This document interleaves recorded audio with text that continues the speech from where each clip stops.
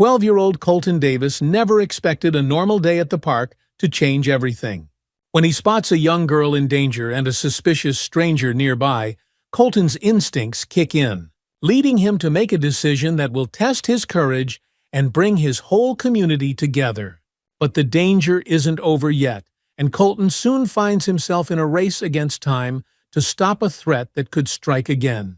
This is the story of the courage of Colton, a tale of bravery, quick thinking, and the power of standing up for what's right, even when fear is overwhelming. Curious to see how it unfolds? Comment your thoughts and hit subscribe for more stories that inspire courage and action. Now, let's dive in. It was the end of summer, the last days of freedom before school began again. Colton Davis pedaled his bike down the sun-drenched street, his legs pumping hard, wind rushing past his ears. The small suburban town of Birchwood was quiet, with neat lawns and tidy houses lining the streets. It was a familiar sight, a safe place, or so Colton had always thought. Colton had lived here his whole life, riding these very streets with his younger brother, Kyle, trailing behind him. He liked to ride fast, to feel the thrill of speed as he tore down the hill toward the park. But today he wasn't racing. He was riding slower, his mind distracted by the conversation he had overheard between his mother and some neighbors the night before. "Another child missing, Mrs." Henson had whispered, her face drawn and serious. "That's 2 in just a month. It's too close to home." Megan Davis, Colton's mother, had nodded grimly. "I've been keeping a closer eye on my boys. You can never be too careful." Those words echoed in Colton's head as he neared Birchwood Park, the place where he and Kyle usually spent their summer days. It was a small park, with a playground, a pond, and a winding path for walking or biking. Normally, Colton would feel a rush of excitement as he approached, but today, a strange unease settled in his stomach. Kyle, as usual, was right behind him. "Race you to the swings!" Kyle shouted, already speeding ahead on his bike. Colton didn't answer right away. His eyes scanned the park, taking in the families picnicking, kids playing on the jungle gym, and joggers making their rounds. Everything looked normal, yet the memory of his mother's voice stuck with him. "You go ahead, Kyle," Colton called back, slowing down even more. Kyle shrugged and took off toward the swings, his laughter filling the air. Colton stayed back, his eyes lingering on the edges of the park, where the trees began to thicken, casting long shadows despite the bright afternoon sun. He wasn't sure why, but something felt off. Maybe it was the news. Maybe it was nothing. But for some reason, he couldn't shake the nagging feeling that the world was changing, becoming less safe than it had once seemed. Colton dismounted his bike and walked it along the path, the warm sun overhead making him squint. He passed the playground, where toddlers shrieked with joy, their parents standing close by. For a moment, Colton let his guard down, telling himself it was all in his head. Birchwood was safe. He had lived here all his life without anything ever happening. He stopped by a bench near the pond, letting his bike rest against it. The water shimmered, and a couple of ducks floated lazily near the shore. Colton sat down, stretching his legs and taking in the peaceful scene. That's when he noticed the man. Standing at the far edge of the playground, near the path that led into the woods, was a man Colton didn't recognize. He was tall, with a baseball cap pulled low over his eyes and a jacket zipped up despite the heat. The man wasn't doing anything in particular, just standing there, watching. Colton's first instinct was to brush it off. Lots of people came to the park. Maybe he was just waiting for someone, but something about the way the man stood, too still, too focused on the children playing, made Colton's skin prickle. He glanced around, wondering if anyone else had noticed. Parents were busy chatting with each other, and the kids were oblivious, lost in their games. Colton frowned, his unease growing. He couldn't exactly go up to a stranger and ask why he was standing there, but his mother's words echoed again in his mind. "You can never be too careful." Just as he was about to leave the bench, the man moved. He took a step closer to the playground, his eyes scanning the children. For a brief second, Colton caught the man's gaze, and his heart skipped a beat. The man quickly looked away, pulling his cap lower over his face. Colton stood up, gripping his bike's handlebars. Maybe it was nothing. Maybe the man was just passing through. But Colton couldn't shake the feeling that something wasn't right. The next day, Colton found himself at the park again, this time without Kyle. His mom had taken Kyle to a friend's house, leaving Colton to enjoy one of the last days of summer on his own. He rode his bike around the path, trying to enjoy the warm breeze, but his mind kept drifting back to the man he had seen the day before. He hadn't mentioned it to anyone. Not his mom, not even Kyle. What would he have said? The man hadn't done anything wrong, but that feeling of unease had stayed with him all night. As he rounded a corner near the playground, Colton's heart stopped. The man was there again. He stood at the edge of the playground, just like before, his posture tense, his gaze fixed on the kids playing. Colton slowed his bike, his pulse quickening. This time the man wasn't alone. A little girl, no older than 6 or 7, stood near the swings, clutching a doll to her chest. She had blonde hair and wide blue eyes, and she was glancing around nervously, clearly looking for someone. The man was watching her closely. Colton's stomach churned. The little girl looked lost, confused. And the man? He was stepping closer to her, his movements slow and deliberate. "Hey there," the man called out, his voice too smooth, too casual. "Are you lost? I can help you find your parents." Colton froze. His heart pounded in his chest. He wanted to look away, to leave, but he couldn't. Something deep inside him told him that this was wrong, that he couldn't just stand by and do nothing. The girl took a small step back, clutching her doll tighter. "I want my mommy," she whispered, her voice trembling. The man smiled, but it didn't reach his eyes. "I'm sure your mommy is looking for you. Why don't you come with me and we'll find her together?" Colton's grip tightened on his bike's handlebars. His legs felt like they were stuck in place, his mind racing with 1,000 thoughts. Should he do something? What if he was wrong? What if the man was just trying to help? But then the man reached out a hand, and the girl took another step back, her lower lip quivering. Colton made his decision.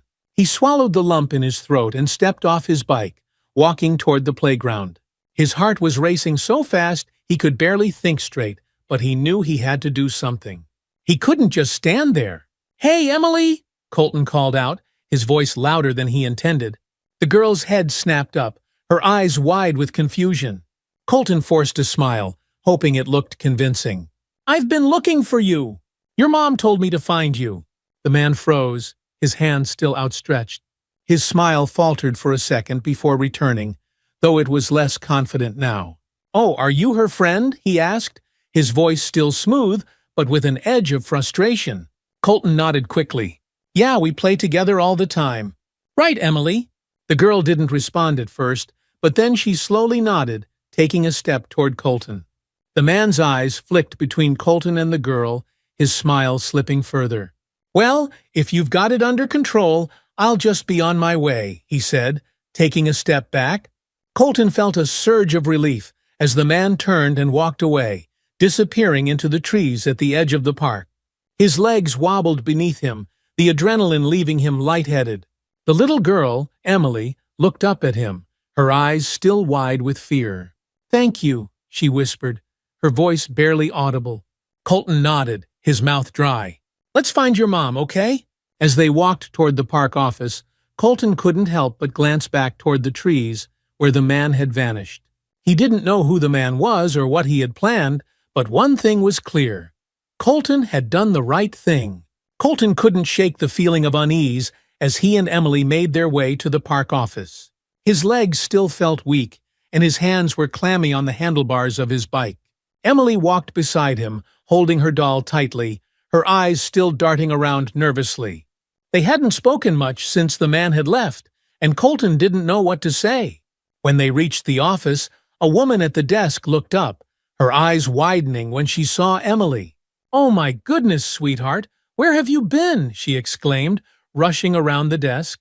"We've been looking all over for you." Emily let out a shaky breath, her small body visibly relaxing now that she was in a safe space. I was by the swings," she said quietly, glancing at Colton. "He helped me." The woman looked at Colton, her expression changing from relief to surprise. "You found her? Thank you so much, young man. Her parents have been frantic." Colton felt a blush creep up his neck. "It was nothing," he muttered, feeling suddenly awkward under the woman's gaze. But it wasn't nothing. He knew that. The man hadn't been friendly. He had been trying to take Emily. Colton was sure of it. He shuddered, remembering the way the man's smile hadn't reached his eyes. Just then, the door to the office flew open and a couple rushed inside. They were in their early 30s, their faces pale with worry.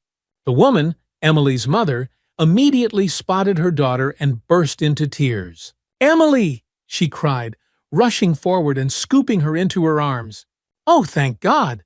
The man, Emily's father, followed closely behind, his face a mixture of relief and lingering fear. He bent down, pulling both his wife and daughter into a tight hug. For a moment, Colton stood frozen, watching the emotional reunion. His heart swelled with a strange mix of pride and discomfort. He had helped. He had made sure Emily got back to her family safely. But at the same time, the weight of what had almost happened left him feeling hollow. Emily's father stood up, his eyes landing on Colton. "Are you the one who helped my daughter?" he asked, his voice thick with emotion. Colton nodded slowly, unsure of what to say. Without warning, the man stepped forward and pulled Colton into a firm hug. "Thank you," he whispered, his voice breaking. "Thank you so much."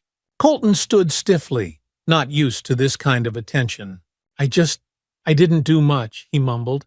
But Emily's father shook his head as he pulled away. "You did more than you know, son." Over the next few days, the news of Colton's actions spread quickly through the town. His name was passed around in whispers, and people began to look at him differently. Teachers praised him in school, friends patted him on the back, and even strangers approached him in the street to thank him for his bravery. But Colton didn't feel brave. The more people praised him, the more he doubted himself. Had he really done the right thing, or had he just gotten lucky? What if the man had been harmless, just misunderstood? Worse, what if the man came back?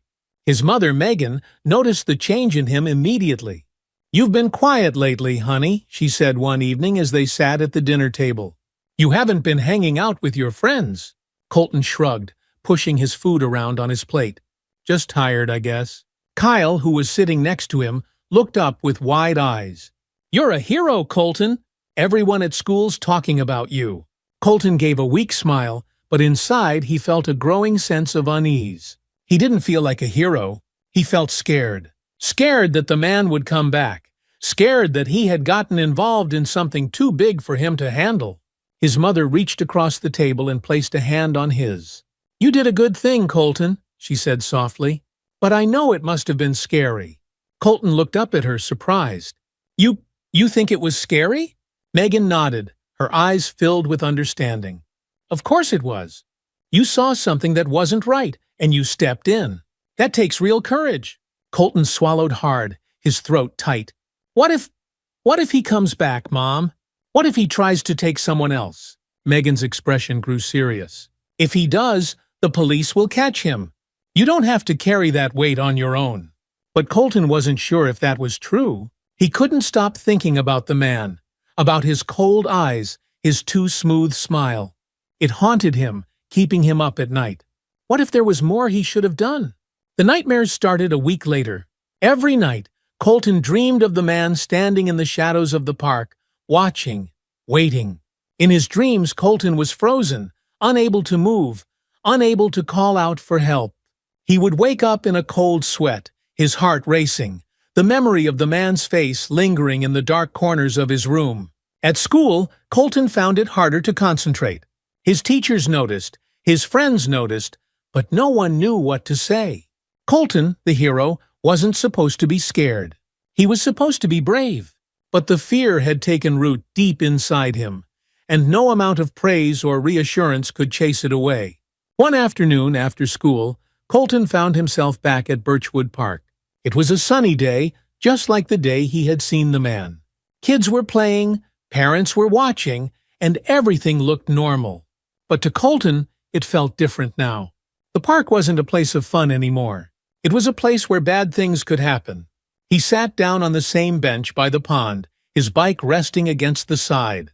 He stared at the water, trying to calm the storm of thoughts swirling in his mind. But no matter how hard he tried, He couldn't shake the feeling that something was wrong. Just then, he heard a voice behind him. "Colton?" He turned to see Hannah, one of his classmates, walking toward him. She was in his grade, a friendly girl with long brown hair and a kind smile. "Hey," she said, sitting down beside him. "I heard what happened with that girl in the park. That was really brave of you." Colton nodded but didn't say anything. Hannah glanced at him, her smile fading slightly. "Are you okay? You don't look happy." Colton hesitated, not sure how to put his feelings into words. Finally he spoke. "Everyone keeps calling me brave, but I don't feel brave. I feel scared." Hannah nodded slowly, her expression thoughtful. "I think it's okay to feel scared," she said softly. "Being brave doesn't mean you're not scared. It just means you do the right thing anyway." Colton looked at her, surprised. It was the first time anyone had said that to him. He had always thought that being brave meant never being afraid. But maybe Hannah was right. Maybe bravery was something more. Days passed, and Colton tried to move on. He focused on school, on helping Kyle with his homework, on spending time with his friends. But the fear lingered, always lurking in the back of his mind. Then, one Saturday afternoon, everything changed. Colton had been riding his bike around the park, trying to clear his head. The sun was beginning to set, casting long shadows across the grass. Most of the families had gone home for the evening, leaving the park quiet and still. As he rode past the playground, Colton's heart skipped a beat. Standing near the swings was the man, Roger Green.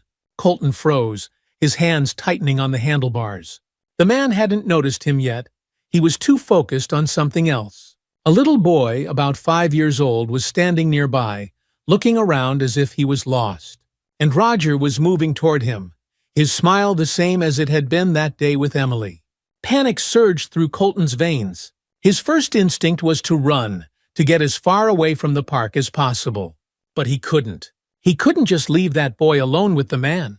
Colton's mind raced. What should he do? Call the police? Find help? His heart pounded in his chest, the fear overwhelming him. He was paralyzed, unable to move. And then the man looked up, his eyes locking with Colton's.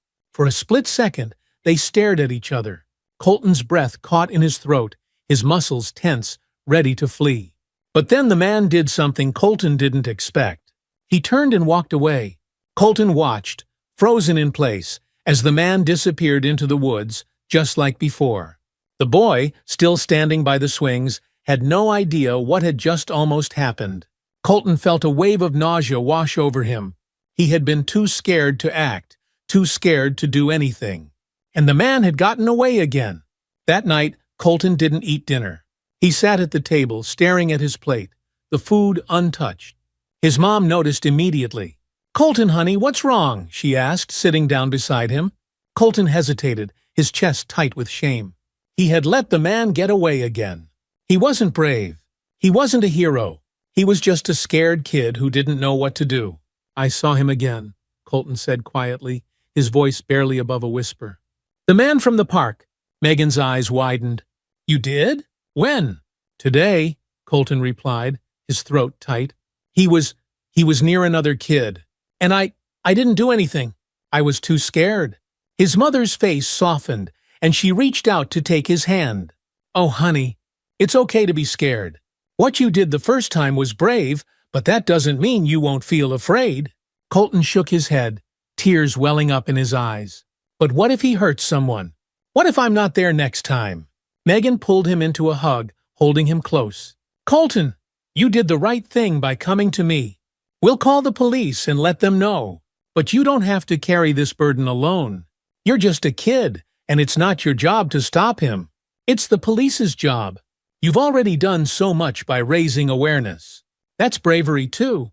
Colton sniffed, wiping his eyes.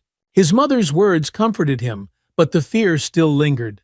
The man was still out there, and the thought of what he might do haunted him. The next day, Colton and his mother followed through on their promise. Megan called the local police department and reported the man's appearance at the park again.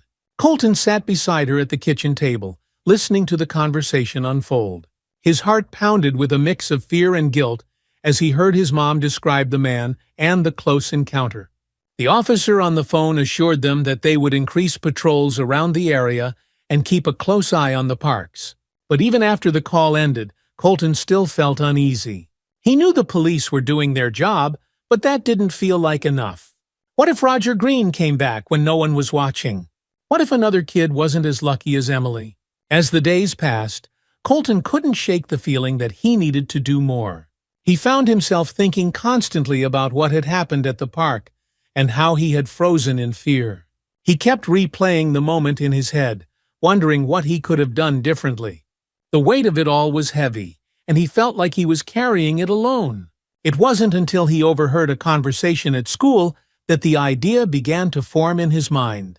He had been sitting at lunch with his friends when he heard some kids from the next table over talking about how their parents had started walking them to school in groups after hearing about the man in the park. That's when it hit him. What if there was a way for the community to watch out for each other?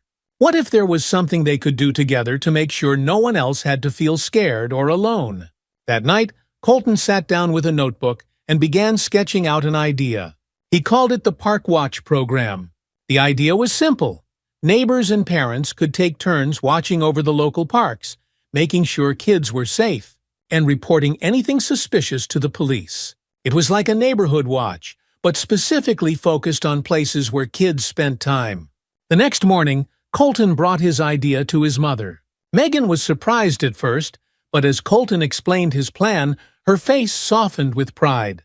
"That's a great idea, honey," she said, pulling him into a hug. "I'm so proud of you for wanting to help. Let's see if we can get other parents and neighbors involved." Over the next few days, Colton's mom helped him organize a meeting at their local community center. Flyers went up around the neighborhood, and Colton even stood in front of his class at school to explain the program, encouraging other kids to tell their parents about it. The night of the meeting, Colton was nervous. He sat in a chair at the front of the community center, his notebook on his lap, waiting for people to arrive. What if no one showed up? What if no one thought it was a good idea?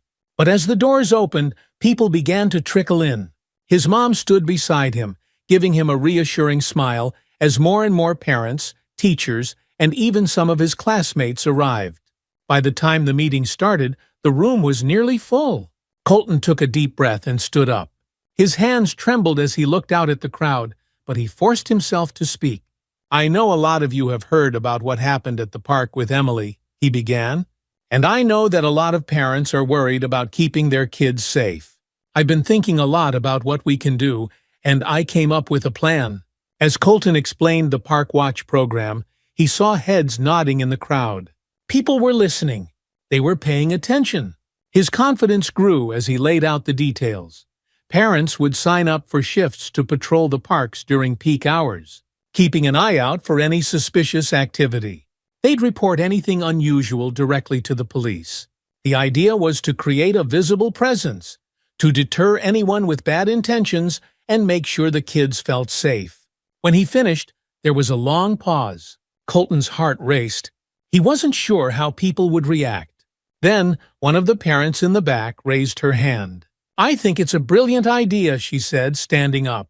"Our kids need to feel safe when they play outside. We need to take responsibility as a community to protect them." Another parent chimed in. "I'll sign up for shifts right away."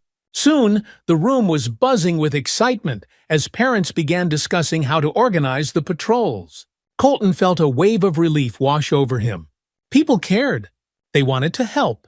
And for the first time in weeks, he felt like maybe things could change for the better. Within a week, the Park Watch program was in full swing. Parents took turns walking the perimeter of the park, chatting with other parents, and keeping a watchful eye on the playground. Colton felt a sense of pride every time he rode his bike past the park, seeing the familiar faces of neighbors who had signed up for patrols.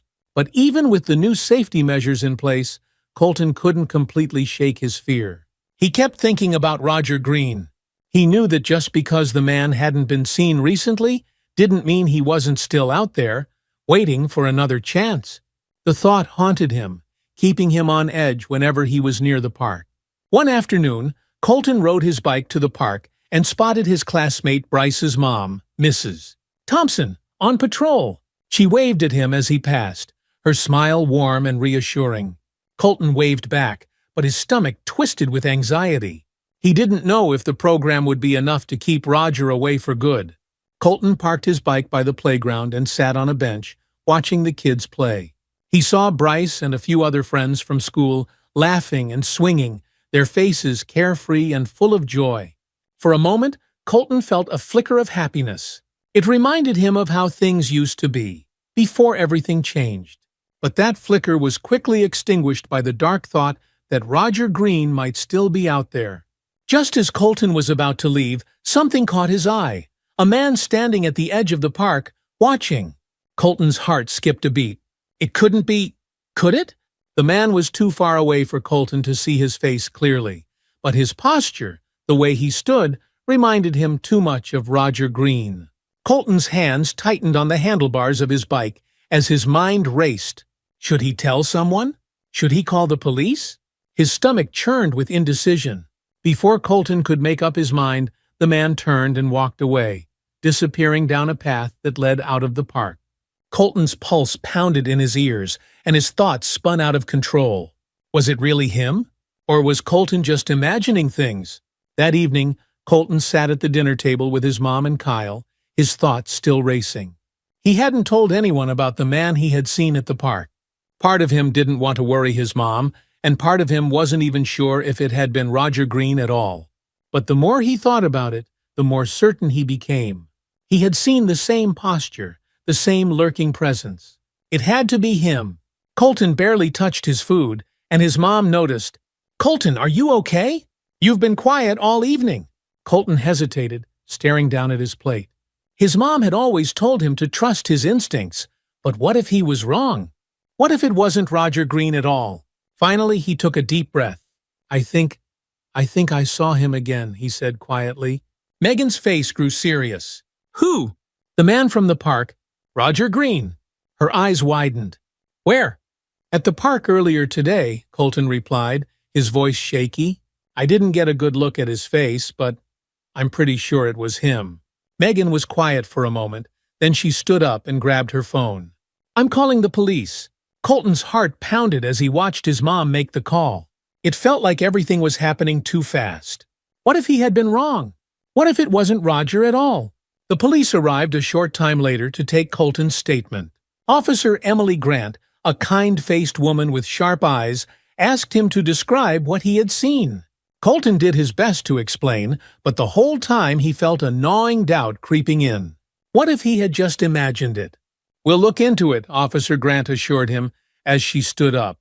"Thank you for letting us know, Colton. You did the right thing." But even with her reassurance, Colton couldn't shake the feeling of uncertainty. He had alerted the police, but what if it wasn't enough? What if Roger Green was still out there, planning something worse? The next few days were tense. Colton found himself looking over his shoulder everywhere he went, his fear growing with each passing hour. He was constantly scanning the streets, the parks, even his own neighborhood, watching for any sign of Roger Green. But there was nothing. No sightings, no reports, no clues. It was as if Roger had vanished. The weight of it all began to wear on Colton. He felt like he was carrying a burden too heavy for him to handle. Everyone in the community had praised him for his bravery, for starting the Park Watch program, but inside, Colton felt like he had failed. He had been too scared to act when it mattered most. And now, the man was still out there, a looming threat. One evening, Colton's mom sat down beside him as he stared out the window, lost in thought. "You've been really quiet lately," she said gently. "What's going on in that head of yours?" Colton sighed, his shoulders slumping. I feel like I didn't do enough, Mom. I keep thinking about that day at the park and how I froze. And now I'm scared all the time." Megan put a hand on his shoulder. "Colton, you did everything you could. You're not responsible for what that man does. The important thing is that you spoke up and started something that's helping keep the community safe." Colton nodded, but the guilt still gnawed at him. He didn't feel like a hero. He felt like he had let everyone down. Despite the police's reassurance, Colton couldn't shake the feeling that the man would return. The burden weighed heavier with each passing day. He had done everything he could. He had reported the sighting, helped set up the Park Watch program, and encouraged his community to stay vigilant. But the fear still lingered, like a dark cloud that wouldn't leave.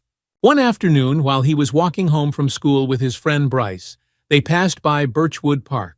Bryce was talking excitedly about the upcoming school trip, but Colton wasn't paying attention.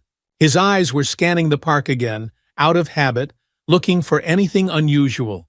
Bryce suddenly stopped, noticing Colton's distant expression. "Hey man, you okay?" Colton blinked, snapping out of his thoughts. "Yeah, just thinking." Bryce gave him a curious look. "About the park stuff again?" Colton nodded slowly. He didn't like talking about it much anymore. Everyone had already praised him enough for what he had done, but inside, Colton didn't feel like a hero.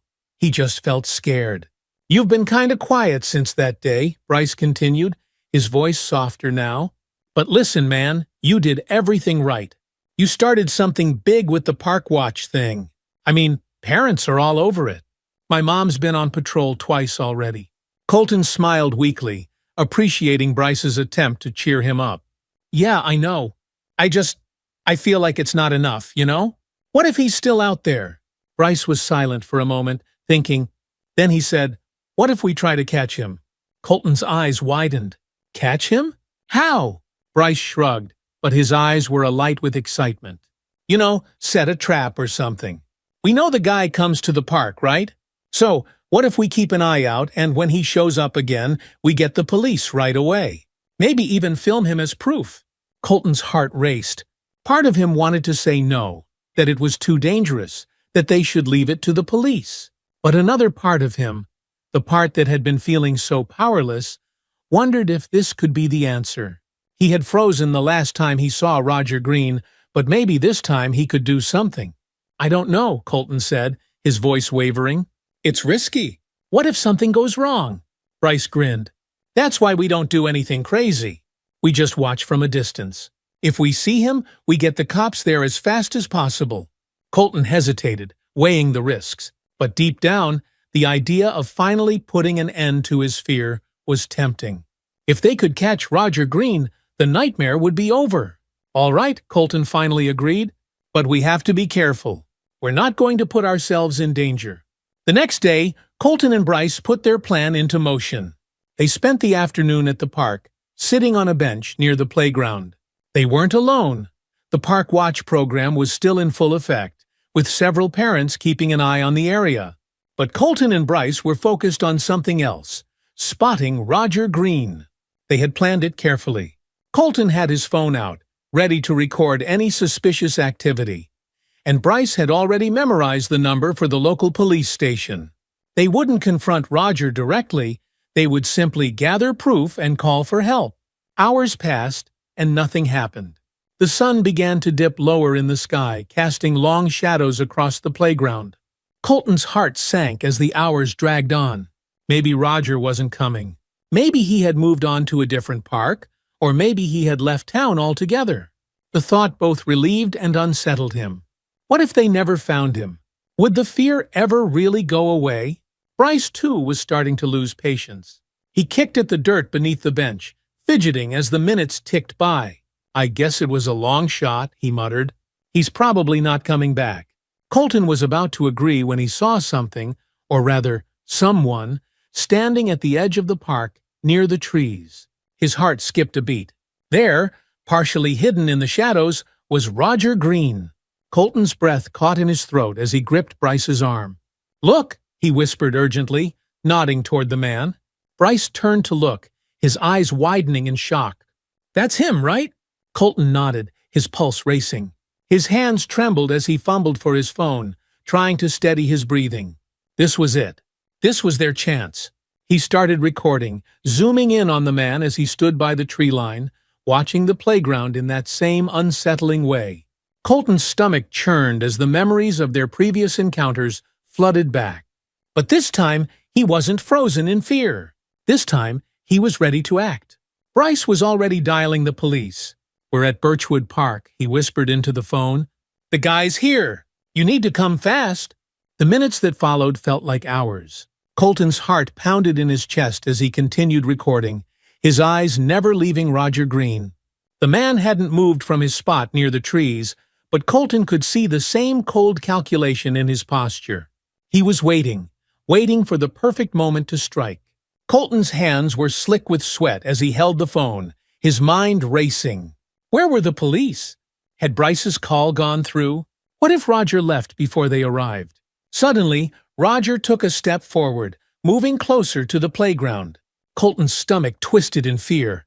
There were kids playing on the swings, completely unaware of the danger lurking nearby. "We have to do something," Bryce whispered, his voice tense. Colton's mind raced. They couldn't let Roger get any closer to the kids, but they also couldn't risk confronting him directly. There had to be another way. Just then, Colton spotted one of the Park Watch volunteers, Mrs. Turner, walking nearby. She was keeping an eye on the playground, but she hadn't noticed Roger yet. Colton stood up, his heart pounding. "Come on," he said to Bryce, motioning toward Mrs. Turner. They rushed over to her, Colton's hands shaking with adrenaline. "Mrs. Turner," he called out, his voice urgent. "We need your help. There's a man over there by the trees. He's the guy we've been looking for, the one who's been hanging around the park." Mrs. Turner's eyes widened in alarm as she followed Colton's gaze. When she saw Roger Green, her face hardened with resolve. "Stay here, boys," she said firmly. "I'll get help." She hurried toward the other Park Watch volunteers, quickly explaining the situation. Within moments, a small group of adults had gathered near the playground, keeping a watchful eye on Roger Green while waiting for the police to arrive. Colton's heart raced as he watched the scene unfold. He could feel the tension in the air, thick and suffocating. But this time, he didn't feel helpless. He had done something. He had taken action. And then, in the distance, he heard it. The faint sound of sirens growing louder. The police arrived within minutes, their flashing lights casting an eerie glow over the park. Colton's breath hitched as he watched the squad cars pull up, officers stepping out and making their way toward the group of Park Watch volunteers. Roger Green had noticed the commotion by now. His face twisted with anger and frustration as he realized he was surrounded. Colton's heart pounded in his chest as he watched the man glance around, his eyes darting toward the trees as if considering making a run for it. But there was nowhere to go. The police were already closing in. One of the officers, Officer Emily Grant, who had taken Colton's statement weeks ago, approached Roger cautiously. "Sir, we need you to come with us," she said, her voice firm but calm. Roger stiffened, his hands clenching into fists. For a moment, Colton feared he might try to fight, but then, with a sharp exhale, the man dropped his head and allowed the officers to cuff him. Colton let out a shaky breath, his body trembling with relief. It was over. The man who had haunted his nightmares was finally caught. Bryce stood beside him, his face pale but relieved. "We did it," he whispered, his voice barely audible. Colton nodded, his heart still racing.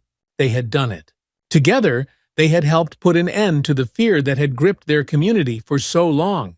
In the days that followed Roger Green's arrest, the entire town of Birchwood buzzed with gratitude and relief. Colton was hailed as a hero once again, but this time, the praise felt different.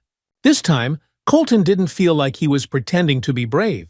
He had taken real action, and it had made a difference. At school, teachers and students alike praised him for his courage. Even Bryce, who had been by his side the whole time, was hailed as a hero for his quick thinking. The local newspaper ran a story about the arrest, and the Park Watch program was credited with helping keep the community safe. But despite the attention, Colton felt a deeper sense of peace. It wasn't the praise or the headlines that made him feel proud. It was knowing that he had faced his fear head-on and helped protect others. One afternoon, Colton's mom sat him down at the kitchen table. "I'm so proud of you, Colton," she said, her voice filled with emotion. "You didn't just help catch that man, you helped our whole community feel safe again."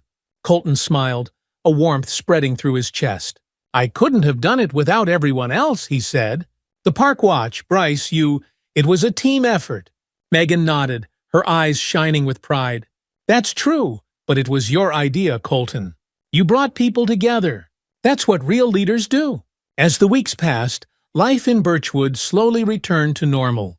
The fear that had once hung over the community like a dark cloud began to lift, replaced by a renewed sense of trust and unity.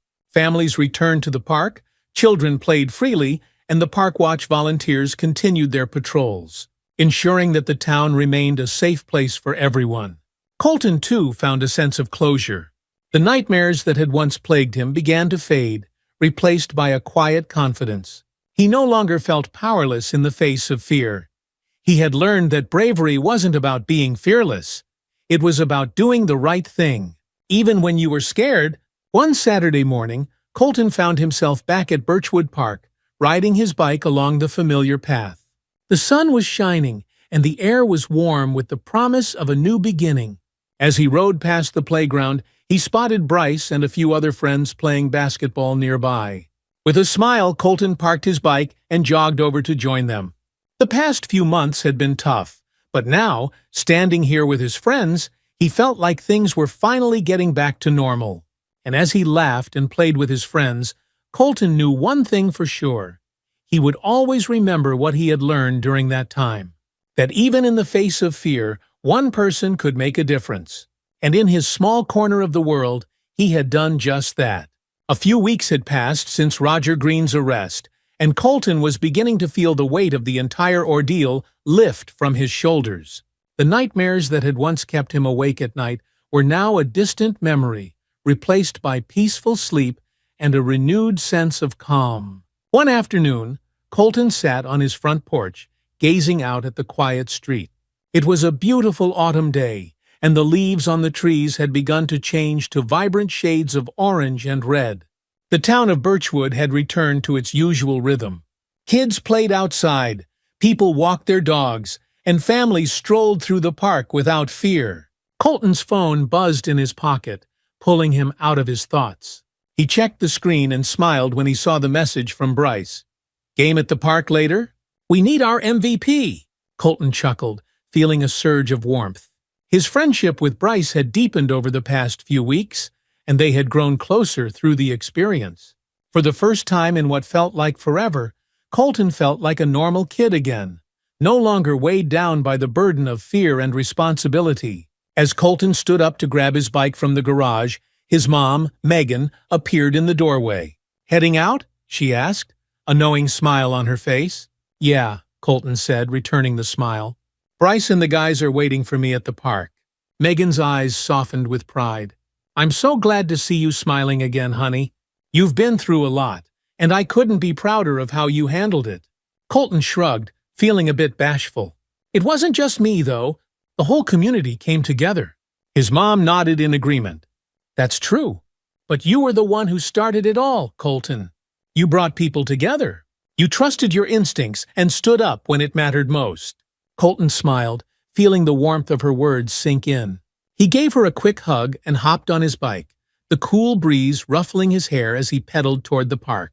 When Colton arrived at the park, the familiar sight of kids playing, parents chatting, and neighbors walking their dogs filled him with a sense of pride.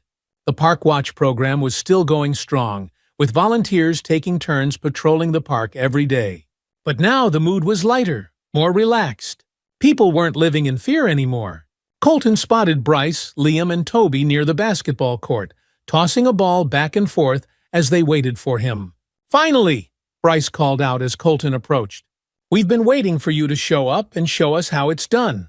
Colton laughed, dropping his bike and jogging over to join them. The last few weeks had been full of change, but some things, like goofing around with his friends, had stayed the same.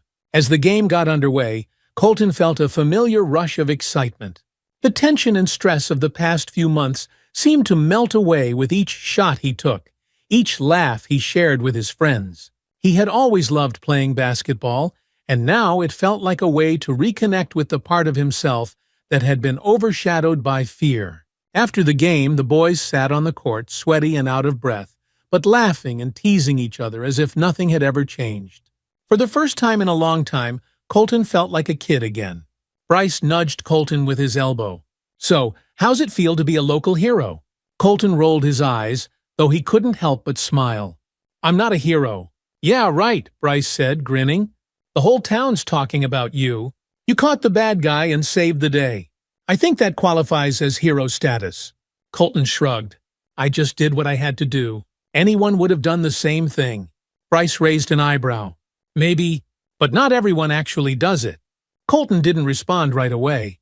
Instead, he glanced around the park, taking in the sight of families enjoying the day. He knew Bryce was right. It wasn't that he hadn't been scared. He had been terrified. But he had learned that being brave wasn't about being fearless. It was about doing the right thing, even when fear threatened to hold you back. I guess, Colton finally said, a quiet smile tugging at his lips. I guess that's what being brave really means. A week later, Colton found himself standing in front of Birchwood's town hall, dressed in his best clothes and feeling a bit out of place. His mom had insisted on ironing his shirt and making sure his hair was perfectly combed for the occasion, but Colton still felt nervous. The mayor of Birchwood had called a special ceremony to honor the community's efforts in helping catch Roger Green, and Colton had been named the guest of honor. He had been reluctant at first. He didn't like being the center of attention, but his mom had convinced him that it was important to share his story and show the town what could happen when people came together. As Colton and Megan walked into the town hall, they were greeted by familiar faces: teachers, neighbors, parents, and even kids from school. The atmosphere was warm and welcoming, and Colton felt his nerves begin to ease. At the front of the room, the mayor stood behind a podium, smiling as the crowd settled in. Today, we are here to recognize the bravery, dedication, and community spirit that helped keep Birchwood safe, she began. And while it took many people to make the Parkwatch program a success, there is one young man whose quick thinking and determination inspired us all. The mayor turned to Colton, her smile widening. Colton Davis, please join me up here. Colton's heart raced as the crowd erupted into applause. His mom gave him a gentle nudge, and he made his way to the front of the room, feeling a mix of pride and embarrassment. When he reached the podium, the mayor handed him a plaque with his name engraved on it. In recognition of your outstanding bravery and leadership, Birchwood honors you today. Your actions brought our community together and helped keep our children safe. Thank you, Colton, for showing us what it means to be a true hero. The applause was deafening, and Colton's face flushed with warmth. He wasn't used to this kind of attention, but as he looked out at the crowd, at the smiling faces of the people he had helped protect, he realized that this moment wasn't just about him. It was about the entire community and the strength they had found together. He took a deep breath and stepped up to the microphone. Thank you, he said, his voice steady. I didn't do this alone. It was because of everyone here, my friends, my family, the Parkwatch volunteers, that we were able to make a difference. I just want to say that anyone can be brave. You don't have to be fearless. You just have to care enough to take action when something doesn't feel right. The crowd applauded again, and Colton felt a surge of pride, not just for himself, but for the entire town of Birchwood. Together, they had faced their fears, and together, they had come out stronger. As the ceremony came to an end, Colton stood outside Town Hall, surrounded by his family and friends. His mom, Megan, stood beside him, her eyes shining with pride. You were amazing up there, she said, giving him a hug. I'm so proud of you, Colton. Thanks, Mom, Colton said, smiling. Bryce and his friends joined them a few moments later, playfully nudging Colton. You're famous now, Bryce teased, grinning. Don't forget about us when you're off signing autographs. Colton laughed. You guys are ridiculous. The group chatted and laughed together, the tension and fear of the past few months finally behind them. The community had come together, and Colton had grown in ways he never could have imagined. Later that night, as Colton sat on his bed, he reflected on everything that had happened. He thought about Roger Green and the fear that had gripped the town. He thought about Emily, the little girl he had helped, and how much she had reminded him of his own younger brother, Kyle. But most of all, he thought about what he had learned, that being a hero wasn't about being unafraid. It was about caring enough to act, even when fear threatened to hold you back. Colton glanced over at his desk, where the plaque from the ceremony now sat proudly. It wasn't the recognition or the praise that mattered to him. It was knowing that, when it really counted, he had done the right thing. And in that moment, Colton knew that no matter what challenges lay ahead, he had the strength to face them. Because he had learned that true courage wasn't about not being scared. It was about choosing to act, even when you were...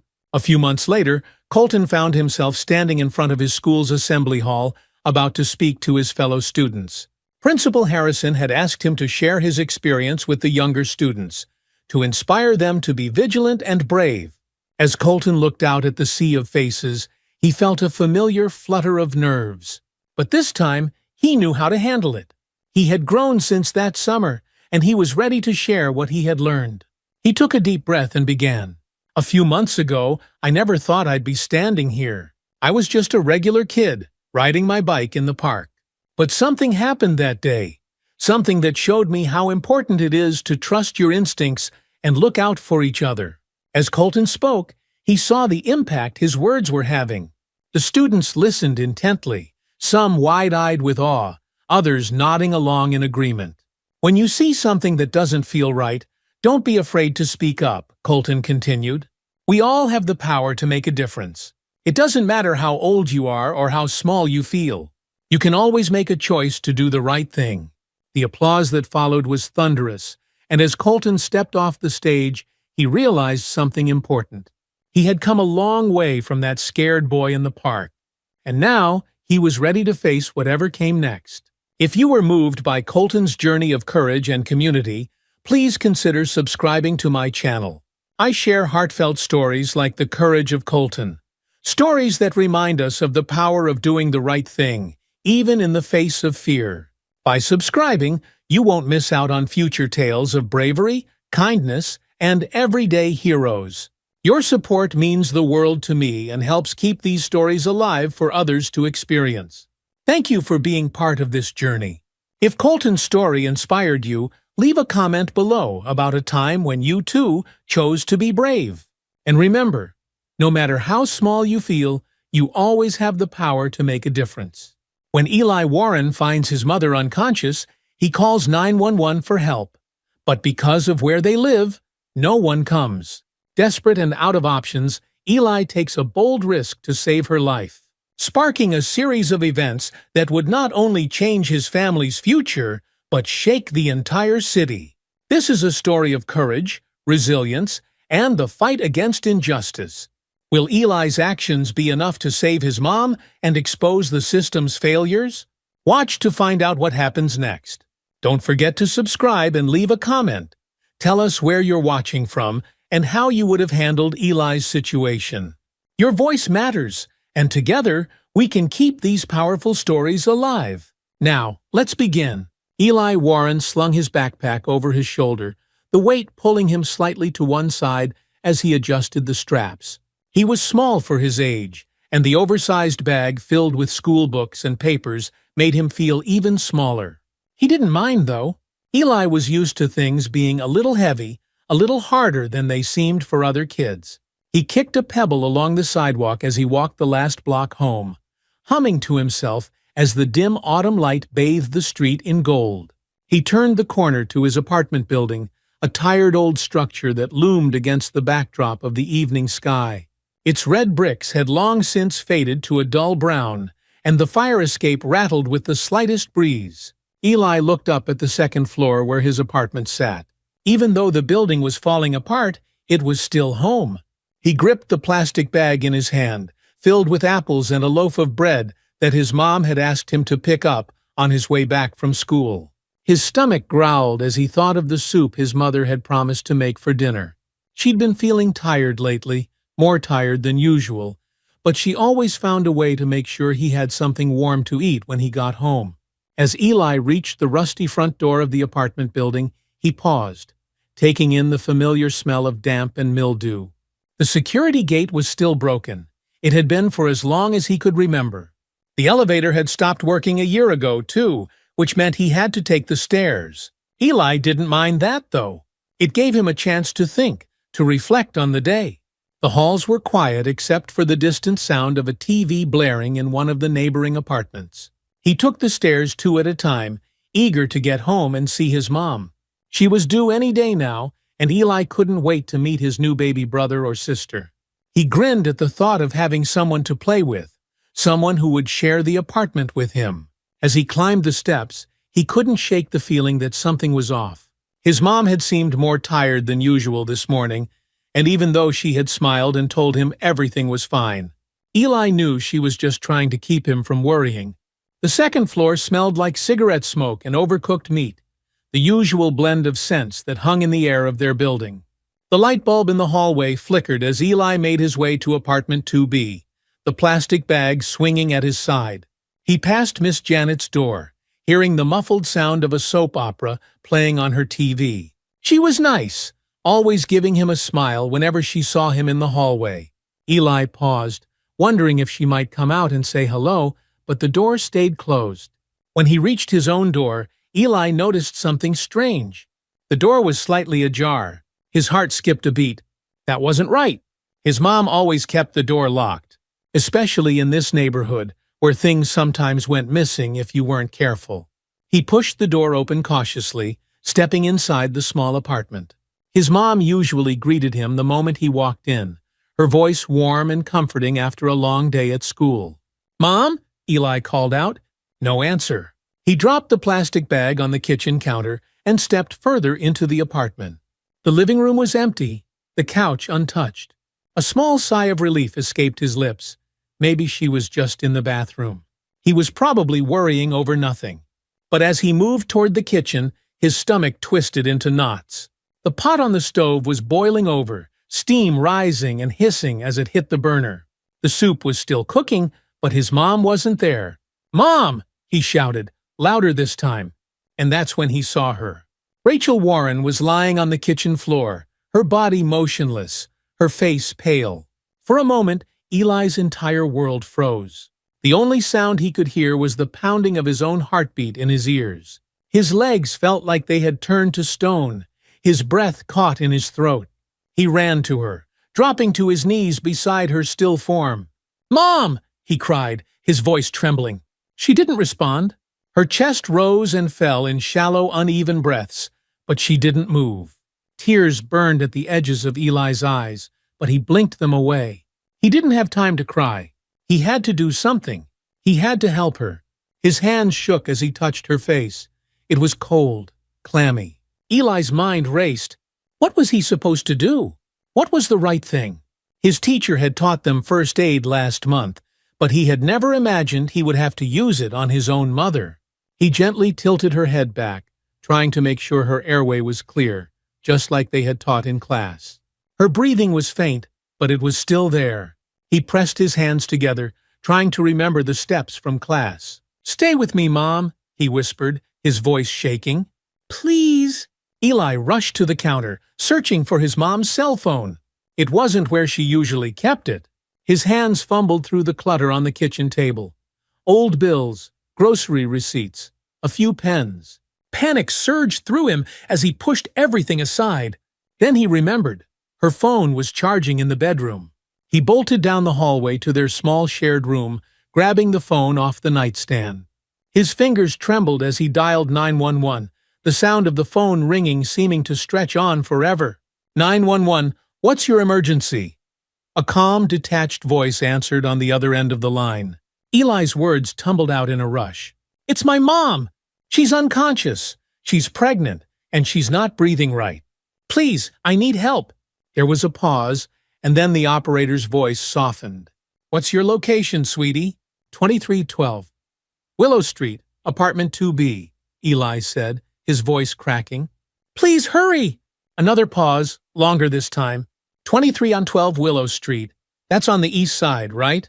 "Yes," Eli said, nodding frantically, even though the operator couldn't see him. "Please, we need help right now." The operator sighed audibly, and her tone shifted, growing colder. "Honey, I need to ask you something. Is there any history of drugs or alcohol in the house?" Eli blinked, confusion washing over him. No, she's just sick. She needs help." "I see," the operator said, her voice still detached. "Well, calls from that area can take a little longer. We prioritize the most urgent cases and—" "This is urgent!" Eli shouted, his heart pounding in his chest. "She's not breathing right, and she's pregnant. Please, someone has to come." "I understand, sweetie," the operator said, her voice almost condescending. "But in neighborhoods like that, people need to learn how to handle things themselves. We'll send someone as soon as we can." Eli stared at the phone in disbelief as the line went dead. The phone slipped from his hand and fell to the floor with a soft thud. His stomach churned with a mix of fear and anger. How could they just hang up? How could they leave his mom like this? Eli's heart pounded as he stared at his mother lying still on the kitchen floor. He knelt beside her, holding her cold hand, trying to keep calm. But the operator's voice echoed in his mind. People need to learn how to handle things themselves. What did that even mean? His mom was sick. How could they ignore that? Eli swallowed back the frustration bubbling in his throat and tried to focus. He had to think of something else. If the ambulance wasn't coming right away, he couldn't just sit there and do nothing. "Mom," he whispered, squeezing her hand gently. "Please wake up." He rose to his feet, his legs trembling as he took a deep breath. He needed help, and he couldn't wait any longer for it. He rushed to the apartment door, throwing it open, and bolted down the hallway. He knew where to go first. Miss Janet, his mom's friend and their neighbor. She had always been kind to them, and maybe, just maybe, she could help get someone here faster. Miss Janet's apartment was only a few doors down.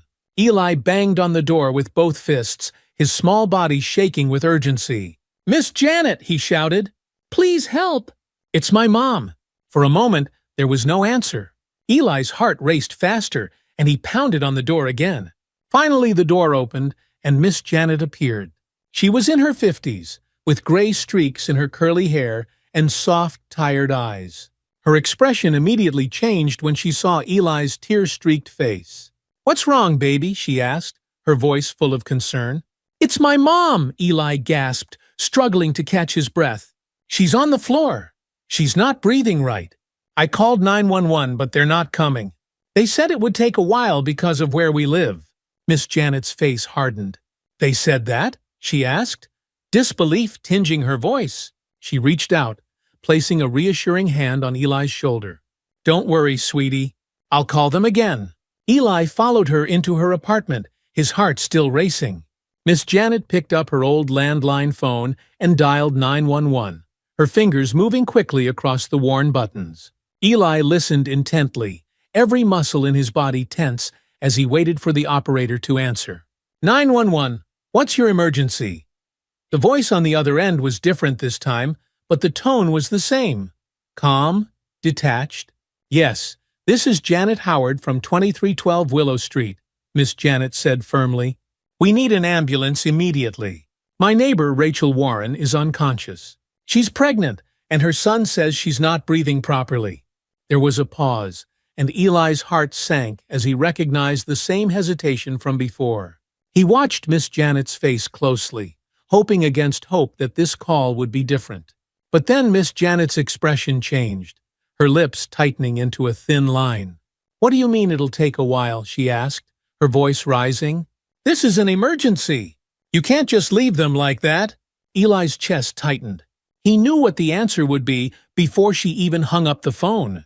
Miss Janet placed the receiver back in its cradle with a heavy sigh, shaking her head. "They said the same thing," she muttered, frustration clear in her voice. "It'll be a while." Eli felt his legs give out beneath him, and he collapsed onto the old sofa in Miss Janet's living room. How could this be happening? How could they just ignore his mom like that? She was in danger, and no one seemed to care. Miss Janet knelt down in front of him, her eyes full of sympathy. "I'm so sorry, Eli," she said softly. "But don't you worry. We're going to figure something out. Stay with your mom. I'm going to try to get more help."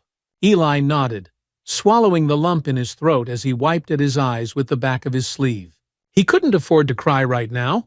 He had to be strong for his mom. Eli rushed back to his apartment, his heart pounding in his chest. When he got inside, his mom was still lying on the floor, her breathing faint and shallow.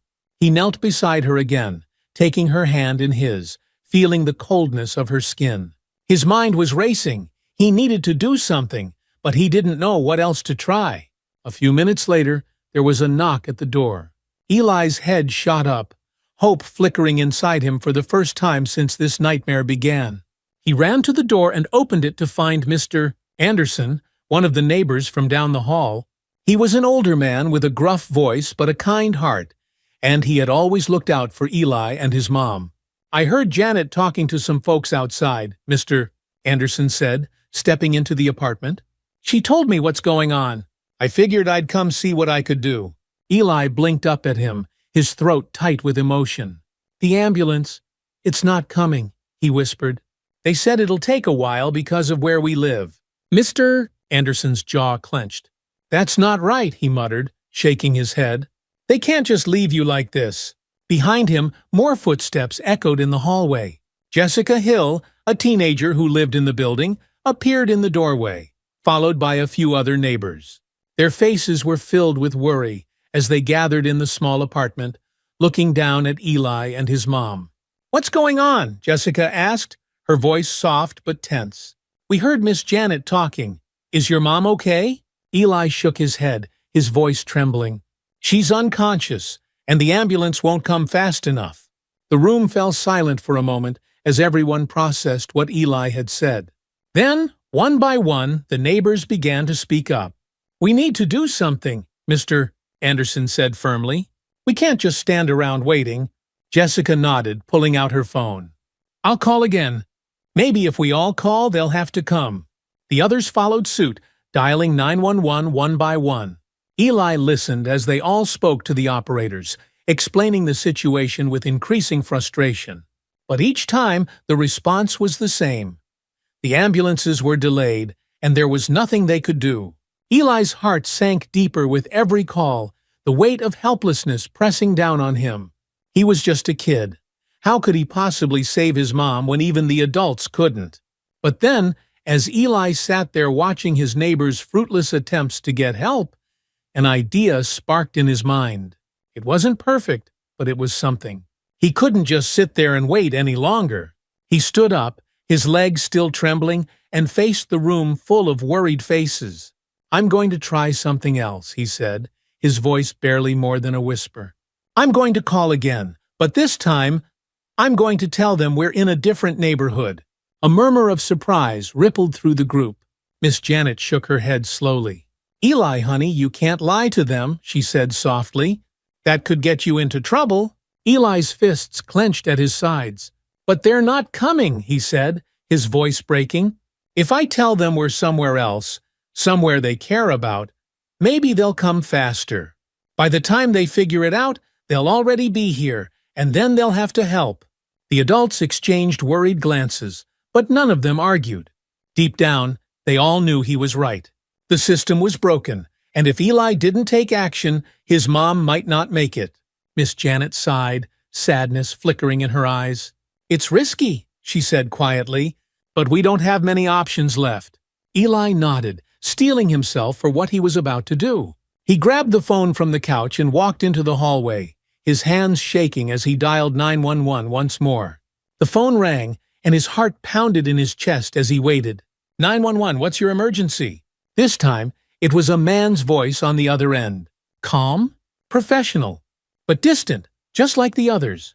Eli took a deep breath, forcing his voice to stay steady. "It's my mom," he said. "She's unconscious, and she's pregnant. Please, we need an ambulance right away." "All right," the operator said. "Where are you located?" Eli's pulse quickened. This was it, the moment of truth. He had to make this work.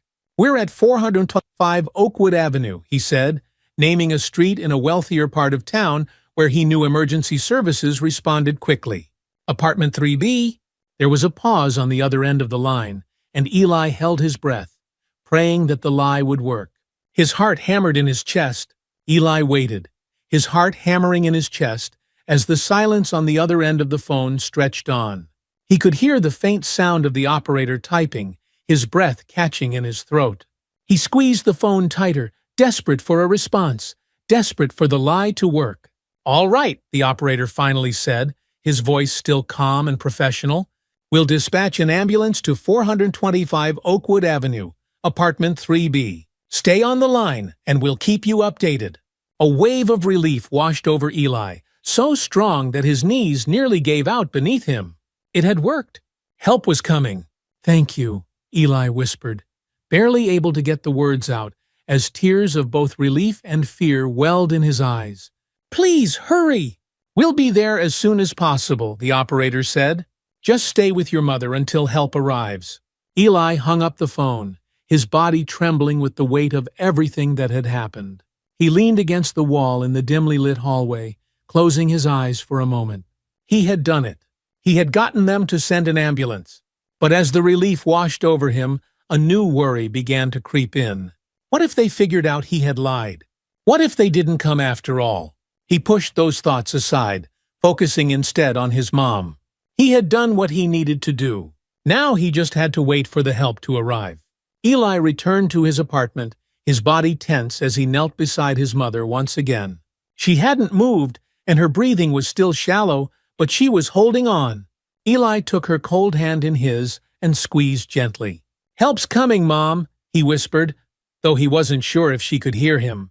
"They're coming now." His eyes flickered to the clock on the wall.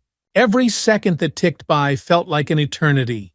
Eli tried to keep calm, tried to stay focused, but the weight of the situation pressed down on him. He couldn't shake the fear that time was running out. As the minutes dragged on, more neighbors gathered outside the apartment door. They whispered among themselves, casting worried glances at Eli and his mother. Miss Janet hovered nearby, her brow furrowed with concern. Mr. Anderson stood with his arms crossed, pacing back and forth, while Jessica sat on the edge of the couch, staring down at her phone. "They should have been here by now," Jessica muttered, frustration clear in her voice. "It's been too long." Eli's stomach twisted with fear. He didn't want to believe it, but deep down, he knew she was right.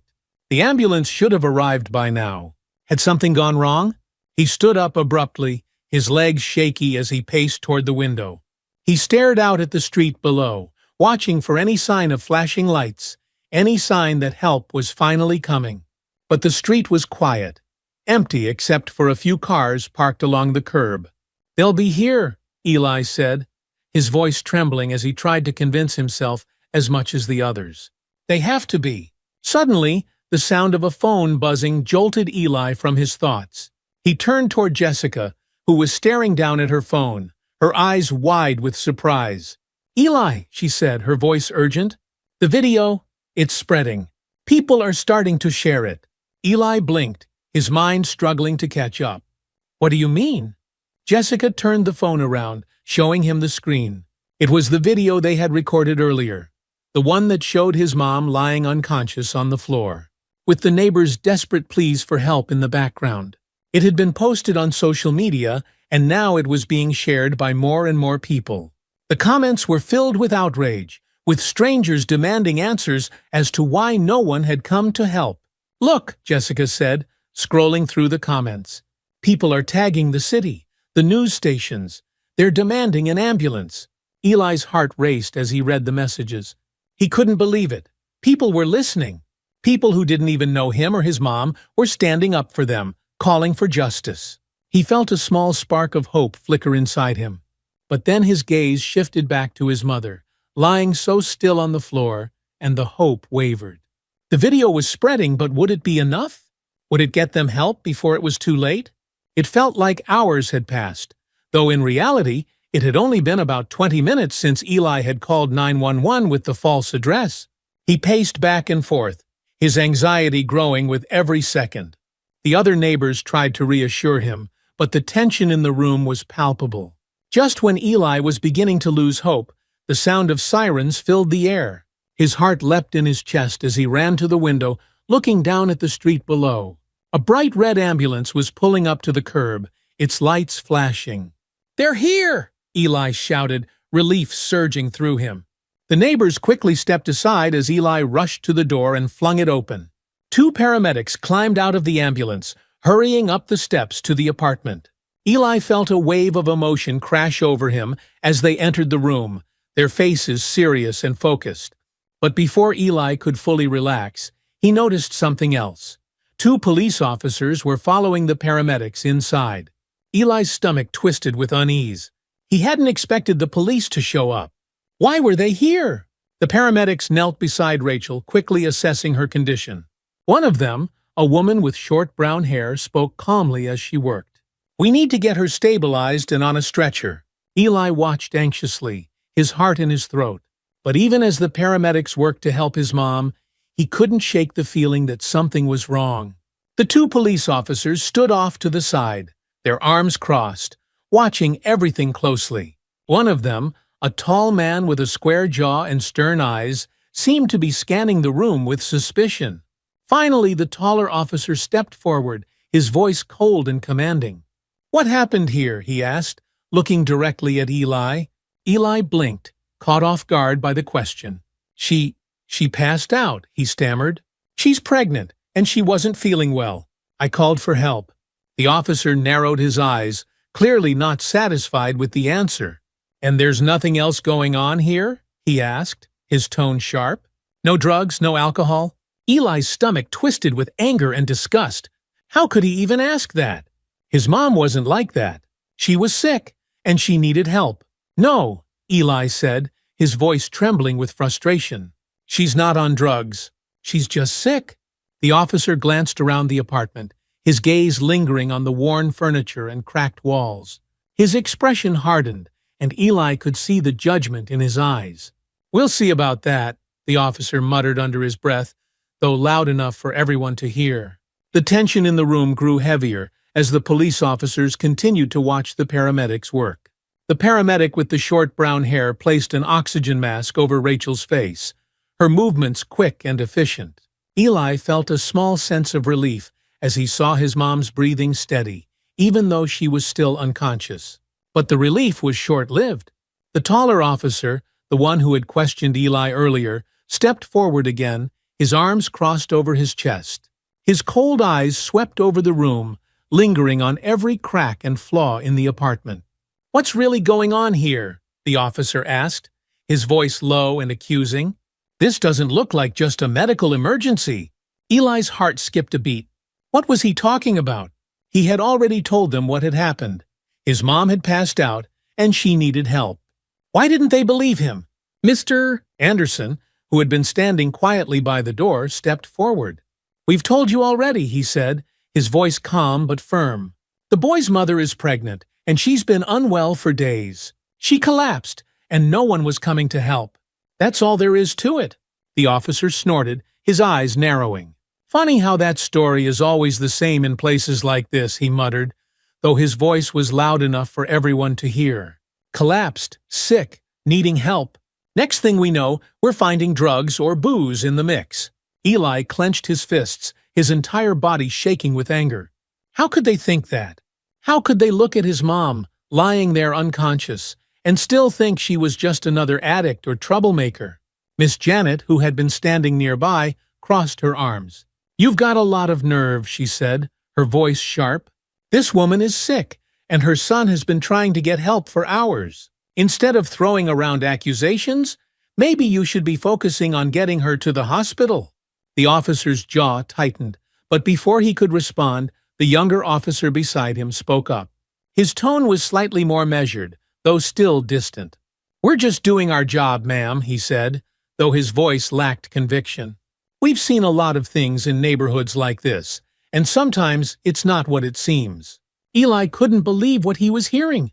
They were supposed to protect people, to help them when they were in trouble. But instead, they were treating his mom like she didn't deserve to be saved. Like they were already assuming the worst about her because of where they lived. Eli had had enough. He couldn't just stand by while these officers treated his mom like a criminal. His hands were still trembling, but he stood up straighter, meeting the taller officer's cold gaze. "She's not like that," Eli said, his voice shaking with emotion. "My mom's not on drugs. She's not drinking. She's a good person. She's just sick. Please, just help her." The paramedics continued working in the background, their faces focused as they prepared Rachel for transport. But the tension between Eli and the officers was thick, almost suffocating. The taller officer stepped closer to Eli, towering over him. His cold eyes bore into Eli's, full of skepticism and judgment. "You sure about that, kid?" he asked, his voice dripping with doubt. "You really expect us to believe there's nothing else going on here? No trouble?" Eli's stomach churned with frustration and anger. How could they be so heartless? His mom was lying there, barely breathing, and all they could think about was trying to prove that he and his family were guilty of something. "I'm not lying," Eli said, his voice trembling but resolute. "We've been waiting for help all night and no one came. My mom is sick and pregnant. That's all there is to it." The officer didn't respond, but his expression made it clear that he didn't believe Eli. He looked like he was about to say something else when one of the paramedics stood up from where he had been kneeling beside Rachel. "We need to move her to the ambulance now," the paramedic said, her tone professional but tense. "Her condition is critical. We can't wait any longer." The officers exchanged glances, but finally they seemed to back off. Eli let out a breath he didn't realize he had been holding as the paramedics quickly and carefully lifted his mother onto a stretcher. As the paramedics wheeled Rachel out of the apartment, Eli followed close behind, his heart pounding in his chest. The flashing lights of the ambulance illuminated the dark street outside, casting long shadows across the buildings. The night air was cool against Eli's face, but the tension in his chest kept his body feeling warm with nervous energy. The paramedics lifted his mom into the back of the ambulance, securing her to the stretcher as they worked quickly. One of them, a woman with short brown hair, motioned for Eli to climb inside. "Come on, kid," she said, her voice firm but not unkind. "You can ride with us." Eli nodded, his legs trembling as he climbed into the ambulance. The inside smelled of disinfectant and plastic, and the harsh fluorescent lights made everything seem colder. Eli settled into a seat next to his mother, watching as the paramedics checked her vitals and adjusted her oxygen mask. "Is she going to be okay?" Eli asked, his voice small, almost a whisper. The paramedic glanced at him, her face unreadable. "We're going to do everything we can," she said, her tone steady but non-committal. "She's in good hands." Eli swallowed hard, his fingers gripping the edge of the seat as the ambulance doors slammed shut behind him.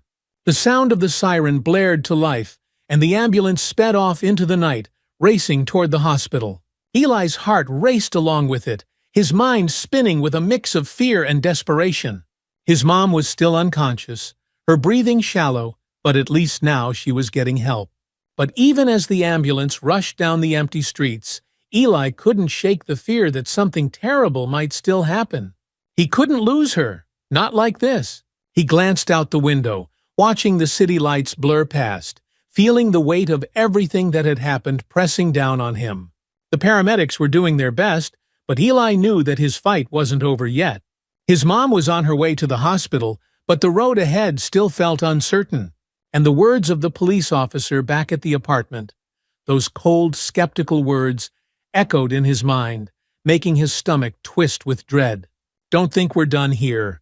The ambulance pulled up to the emergency entrance of the hospital, the siren's wail fading into the night as the paramedics quickly unloaded Rachel. Eli followed them closely as they wheeled her inside, his heart pounding in his ears as the doors to the hospital slid open. The emergency room was a blur of activity. Nurses and doctors moved quickly, their faces focused and serious. The fluorescent lights overhead cast everything in a sterile glow, and the sound of beeping machines and hurried footsteps filled the air. Eli felt small and out of place, but he couldn't leave his mom's side. The paramedics handed her off to the hospital staff, and soon Rachel was being whisked away into a nearby treatment room. Eli tried to follow, but a nurse stopped him, gently placing her hand on his shoulder. "Wait here, sweetie," the nurse said softly. "We need to check on your mom. We'll come get you when we know more." Eli nodded numbly, watching as the doors to the treatment room closed behind his mother. He was left standing in the middle of the emergency room, feeling more alone than ever. The minutes dragged on like hours, and every second felt like a lifetime as Eli waited, his stomach tied in knots. He found a seat in the corner of the waiting room, pulling his knees up to his chest as he tried to stay calm. The cold, hard plastic of the chair felt uncomfortable beneath him, but he barely noticed. His mind was too busy racing through everything that had happened. The ambulance ride, the paramedics, the police officer's accusations, and now, the uncertainty of his mom's condition. Time seemed to blur together, but eventually the nurse returned, her face tired but kind. "Your mom is stable for now," she said, sitting down next to Eli. "She's going to be here for a while, but the doctors are taking care of her. She's in good hands." Relief washed over Eli like a wave, and for the first time in hours, he felt like he could breathe again. But the relief was fleeting. His mom was stable, but she wasn't out of the woods yet. "Can I see her?" Eli asked, his voice small. The nurse hesitated for a moment before nodding. "I'll take you to her, but just for a little while. She needs to rest." Eli followed the nurse down the long hallway, his heart pounding in his chest as they reached the room where his mom lay.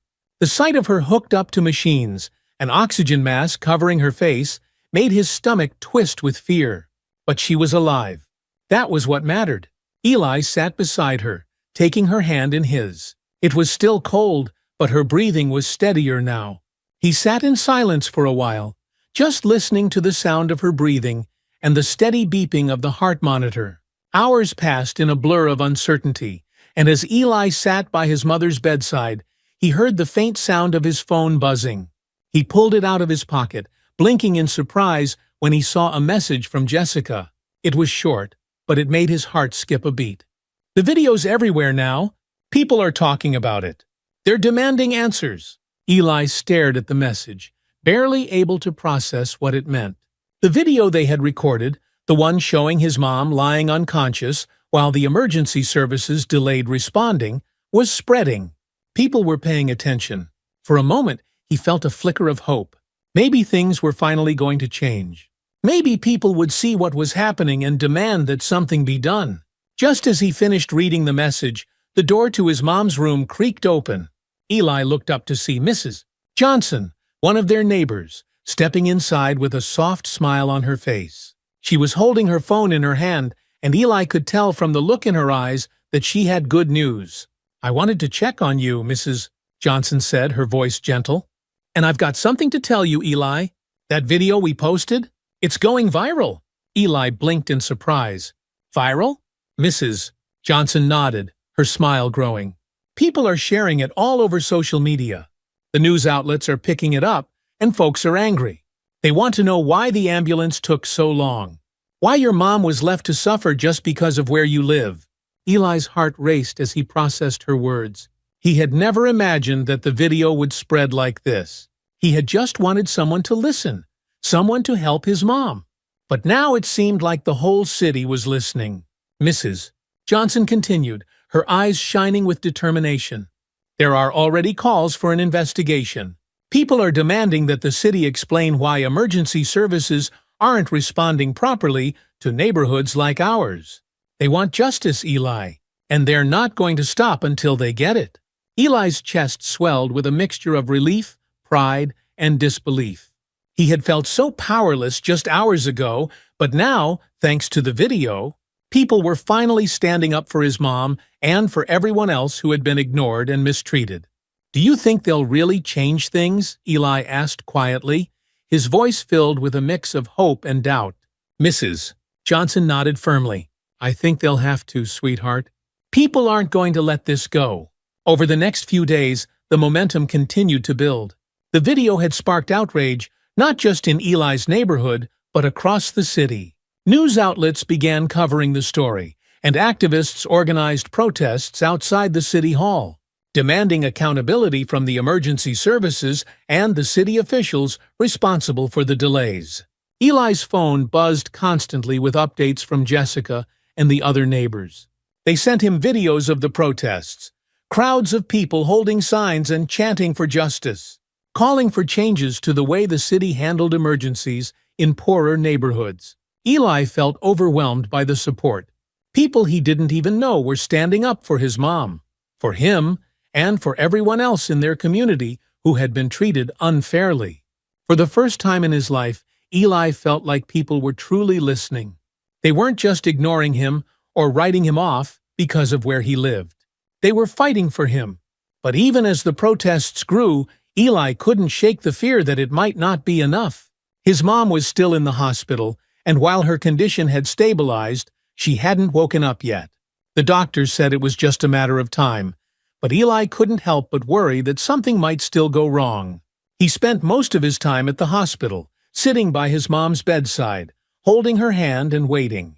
Every time her fingers twitched or her eyelids fluttered, his heart would race with hope, but she still didn't wake. It was during one of those quiet moments, when the room was filled with nothing but the steady beeping of the heart monitor, that the door swung open again. This time it wasn't Mrs. Johnson or any of the neighbors. It was a man in a dark suit, his expression serious but not unkind. "Eli," the man said, stepping into the room. "I'm a city official. I wanted to speak with you." Eli blinked in surprise, his heart pounding in his chest. Is this about my mom?" The man nodded. "It is. I came to apologize on behalf of the city for the way you and your mother were treated. What happened to you should never have happened, and I'm here to tell you that we're taking steps to make sure it never happens again." Eli listened in stunned silence as the city official explained the steps the city was taking in response to the protests and the public outcry. The 911 operator who had dismissed Eli's calls was under investigation, as were the paramedics and the police officers who had treated his family with suspicion. The city had also launched a full review of its emergency response protocols, with plans to allocate more resources to underserved neighborhoods. "We've heard the voices of the community," the official said, his tone firm. "And we're committed to making changes. The way emergency services have been operating in certain parts of the city is unacceptable, and we're going to fix it." Eli's heart swelled with a mixture of relief and pride. The fight wasn't over, but this was a start. The city was finally taking responsibility for what had happened, and they were promising to make things right. The official gave Eli a small smile before leaving the room, and as the door closed behind him, Eli turned back to his mother, who was still resting peacefully. He took her hand in his once more, feeling the warmth of her skin against his palm. "We did it, Mom," he whispered, his voice thick with emotion. "They're finally listening." The city official's apology lingered in Eli's mind like a weight slowly lifting off his chest. It wasn't an instant fix, but it was a start. The hospital room, which had felt so suffocating before, now seemed just a little lighter. His mother was still unconscious, but the sound of the heart monitor's steady beeping reassured him. For the first time in days, Eli allowed himself to breathe. Just a little. But the relief didn't last long. 2 days after the city official's visit, there was a knock on the door of his mother's hospital room. Eli, who had barely left her side, looked up to see 2 familiar faces standing in the doorway: Officer Thomas and Officer Jordan. The police officers from the apartment that night. Eli's stomach sank. He had hoped they were done with all of this, that after everything, they would just let it go. But the cold, suspicious expressions on the officers' faces told him otherwise. "We need to ask you some more questions, Eli," Officer Thomas said, his tone firm. His eyes flicked briefly to Eli's mother, still unconscious, before settling back on the boy. Eli felt a surge of anger rise in his chest. They still didn't believe him. After everything that had happened, the protests, the investigations, they still thought there was something shady going on. He clenched his fists at his sides, but before he could say anything, Officer Jordan stepped forward, his voice slightly softer than his partner's. "We understand this has been a tough time for you," he said, "but we have to make sure everything's on the up and up. We need to confirm the details of your 911 calls, and we need to know why there was a delay in getting emergency services to your address." Eli's heart pounded in his chest, and his mind raced back to the lie he had told. The fake address from the wealthier neighborhood. He had done it out of desperation, but now, standing in front of the 2 officers, he was terrified that they would find out. And if they did, would they even care about why he had lied? Or would they use it as an excuse to dismiss everything he and his neighbors had fought for? "I already told you," Eli said, his voice trembling slightly. "My mom passed out. I called for help, but no one was coming. I had to do something." The officers exchanged a glance. Officer Thomas crossed his arms, his expression hard. "You know lying to emergency services is a serious offense, right?" he said, his voice low and almost menacing. "If you weren't telling the truth about where you were, that could have serious consequences." Eli's stomach twisted in knots. He knew the officers were trying to scare him, trying to find something to pin on him, but he wasn't going to let them win. Not after everything. I didn't have a choice, Eli snapped, his voice rising in anger. I told them where we really lived and they wouldn't come. They didn't care because we live on the east side. I had to lie to get them to help my mom. What else was I supposed to do? For a moment, the room fell into tense silence. Officer Jordan shifted uncomfortably, glancing at his partner, as if uncertain whether to press the issue further. Officer Thomas, however, remained stone-faced, his cold gaze fixed on Eli. You understand that breaking the law, even for a good reason, can have consequences, Officer Thomas said, his voice hard and unwavering. You lied to emergency services, and that's something we're going to have to investigate. Eli's heart pounded in his chest, the fear of what might happen next nearly overwhelming him. But before either officer could say another word, the door to the room swung open and Mr. Anderson stepped inside, his face set in a determined expression. What's going on here? Mr. Anderson asked, his voice calm but firm as he stood between Eli and the officers. This boy has been through enough. Why are you harassing him? Officer Thomas raised an eyebrow, clearly unimpressed by the interruption. We're following up on some inconsistencies with the 911 calls, he said. This is standard procedure. Mr. Anderson crossed his arms over his chest, his eyes narrowing. Standard procedure or not, this kid doesn't need any more stress. His mom is in a coma, and he's been fighting to get her help. You should be investigating why it took so long for the ambulance to arrive, not trying to blame him for doing what he had to do. The tension in the room grew thicker as Officer Thomas and Mr. Anderson locked eyes, neither willing to back down. Officer Jordan shifted uncomfortably beside his partner, clearly torn between doing his job and acknowledging the point Mr. Anderson had made. After a long moment, Officer Thomas let out a slow breath, clearly frustrated. We'll be in touch, he said, his voice tight. But this isn't over. With that, the officers turned and left the room, leaving Eli and Mr. Anderson standing in the thick silence that followed.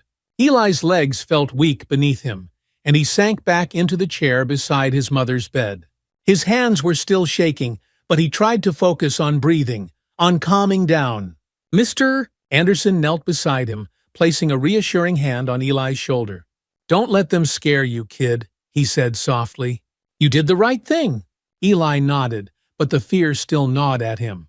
Even though the community was rallying behind them, even though the protests were growing, it felt like the system was still trying to fight back, trying to find a way to discredit everything they had fought for. The next few days passed in a blur of protests, media coverage, and mounting pressure on the city. The video continued to spread, and more people joined the calls for an investigation into the emergency services handling of the situation.